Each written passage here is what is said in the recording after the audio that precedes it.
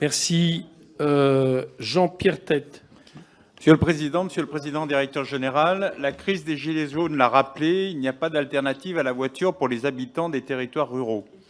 Le réseau des petites lignes est indispensable, à l'image de la ligne Boin-Thiers en Auvergne-Rhône-Alpes, traversant ma circonscription dans la Loire et celle de mon collègue André Chassaigne dans le Puy-de-Dôme.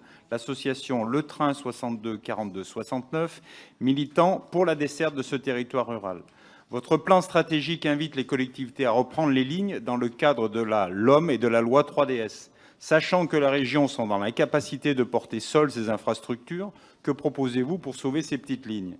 SNCF Réseau ne devrait-il pas abaisser ses tarifs et référentiels de voies sur ces lignes ? Enfin, la SNCF compte-t-elle déployer des alternatives en train léger dont les coûts de maintenance et d'exploitation sont plus faibles ? Je vous remercie. Le 15 mai 2023, lors de la restitution de l'étude d'opportunité commandée par la région Auvergne-Rhône-Alpes, le CEREMA n'a pas retenu l'option du train léger entre Thiers et Boin.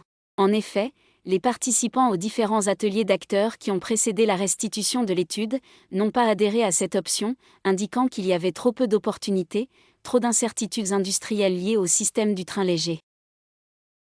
Sur les petites lignes, sont des lignes, ça renvoie à des classements, alors excusez-moi d'être un peu technique, c'est des classements UIC, c'est l'Union internationale des chemins de fer, qui étalonnent les lignes en fonction de leur fréquentation, etc. Donc il y a des classements. Les petites lignes sont souvent des lignes 7 à 9, qui sont les moins utilisées. Ça renvoie en gros à l'utilisation des lignes. La jurisprudence qui s'établit, c'est que l'argent qui est mis sur ces lignes est souvent le résultat d'une addition entre l'argent de l'État et l'argent des régions.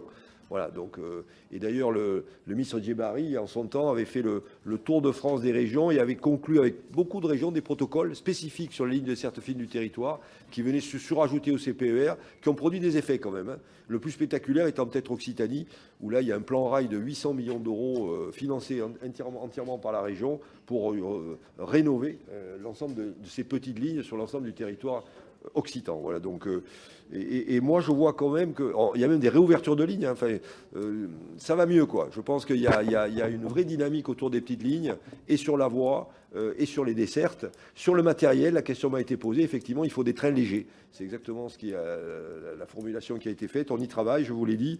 Et pour moi, le prototype le plus intéressant, c'est ce fameux Drési fabriqué par l'entreprise Laure près de Strasbourg, qui me paraît être la bonne réponse en matière de matériel roulant, plus léger, moins coûteux, électrique, enfin, donc durable, qui pourra se déployer. C'est la Micheline rénovée, quoi. Hein. C'est la Micheline qu'on a pu connaître dans notre jeunesse, mais remise au goût du jour, la transition écologique étant passée par là, quoi. Et les conditions économiques aussi. La commission technique de l'association Le Train 63 42 69 s'est penchée sur le dossier du train léger. Cette commission, composée d'experts du secteur ferroviaire, a conclu que le train léger n'était pas la solution entre Thiers et Boin. On vous propose de découvrir nos 2 articles et notre communiqué de presse à ce sujet.